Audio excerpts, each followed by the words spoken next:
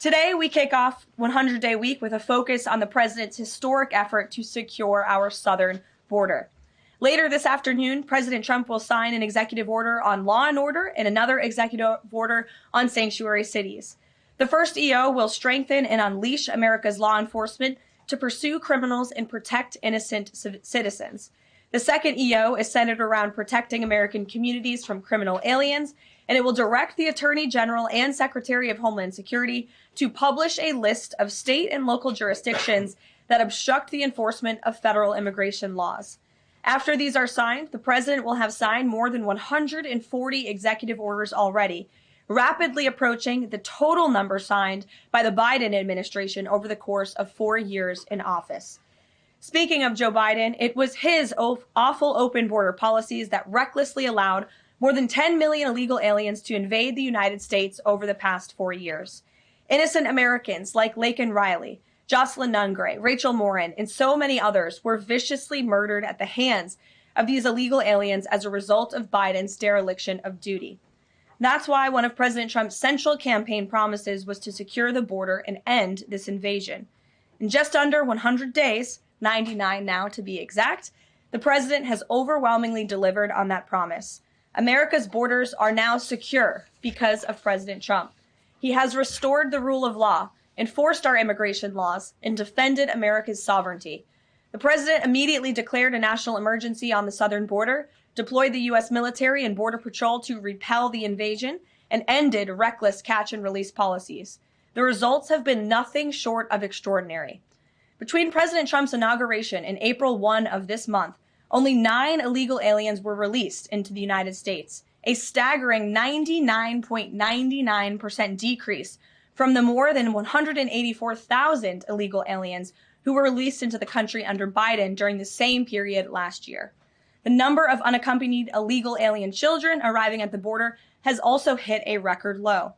Total attempted illegal crossings at the southwest border hit a record low in February, only to fall to another new record low again last month in March. Just listen to these incredible numbers.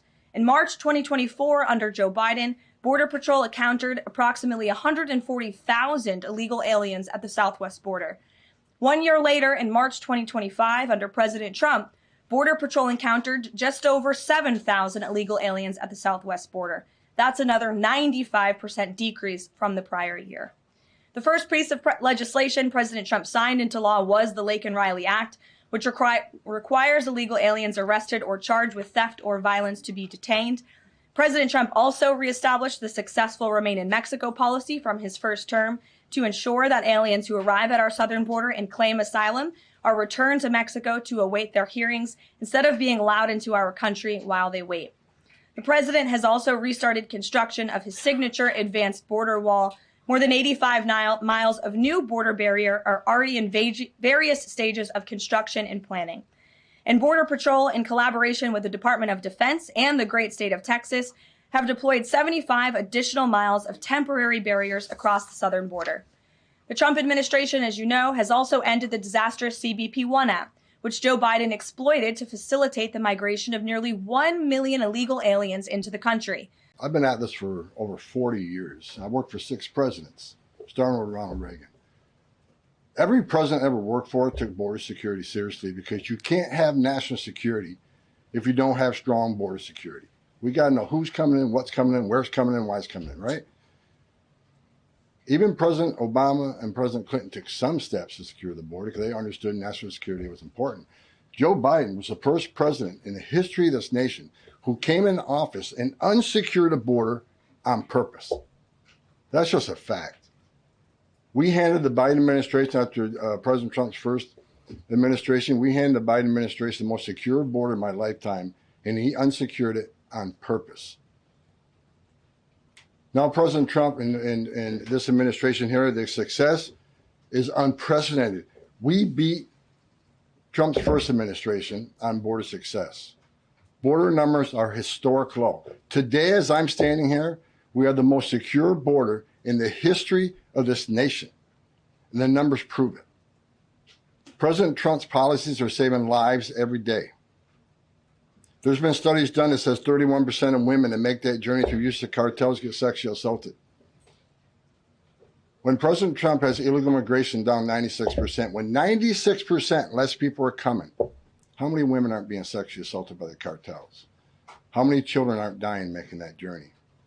How many women and children aren't being sex trafficked into this nation? How many known suspected terrorists aren't making it into this country?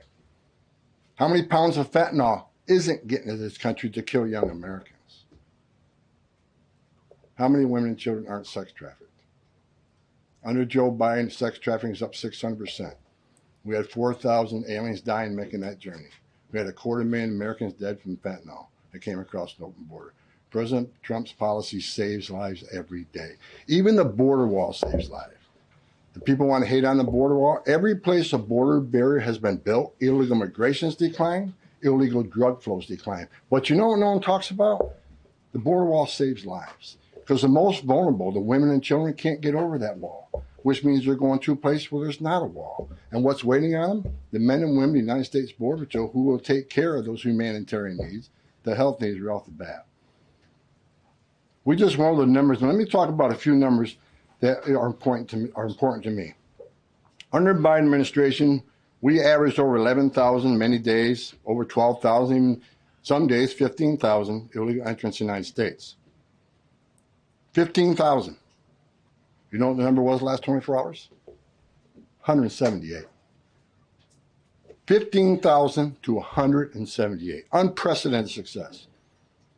On an average day in the Biden administration, known gotaways, people we knew crossed the border because they're on video, drone traffic, or central traffic, crossed the border, weren't apprehended, weren't fingerprinted, weren't vetted. Average day under Joe Biden, more than 1,800 gotaways. Yesterday, 38. 38 too many? We'll get that to zero. If I can also answer your question, as far as the judges, look, we just arrested the judge, Pam Bondi, for impeding ICE enforcement removals. I said from day one, you don't have to support ICE's operations. You can support sanctuary cities if that's what you desire to do. Sanctuary cities can stand aside and watch ICE keep their communities safe, because any public official, whether you're mayor, city councilman, or governor, their number one responsibility is protection of the communities. And ICE has been clear, we're targeting public safety threats and national security threats. I can't believe there's any elected official, and especially a judge, that doesn't believe we should be doing that, and they should be helping us. But I said from day one, you can sit aside and watch, you can argue against us all you want and protest all you want, but when you cross that line, I've said this 1,000 times, when you cross that line to impediment or knowingly harboring, concealing an illegal alien from ICE, you will be prosecuted, judge or not. Regarding the executive order on sanctuary cities, is the administration planning to pursue any more investigations or prosecutions like was done against the judge in Wisconsin, against local officials? Well, we'd have to defer you to the Department of Justice, obviously, for specific prosecutions or cases against individuals. But as I said in my remarks, the executive order the president will sign later this afternoon does direct the Attorney General and also Kristi Noem, our great Secretary of Homeland Security, to provide a list of sanctuary cities in which local officials are not complying with this federal order and are not complying with federal immigration laws. It's quite simple. Obey the law, respect the law, and don't obstruct federal immigration officials and law enforcement officials when they are simply trying to remove public safety threats from our nation's communities. The American public don't want illegal alien criminals in their communities. They made that quite clear on November 5th, and this administration is determined to enforce our nation's immigration laws, and we're happy to provide the text of that executive order, and as I said, the president will be signing it later this afternoon. You guys arrested a Milwaukee County Circuit judge for allegedly helping illegal immigrants get away.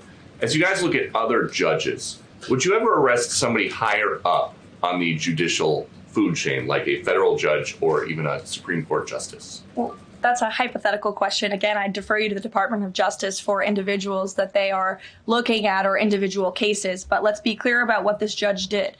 She obstructed federal law enforcement who were looking for an illegal alien in her courthouse. She showed that illegal alien the door to evade law enforcement officials. That is a clear-cut case of obstruction. You don't have to be a lawyer to understand that. And so anyone who is breaking the law or obstructing federal law enforcement officials from doing their jobs is putting themselves at risk of being prosecuted, absolutely. You guys have at least 18 written trade proposals. We still don't know who they are from or what they contain. What is the holdup with that?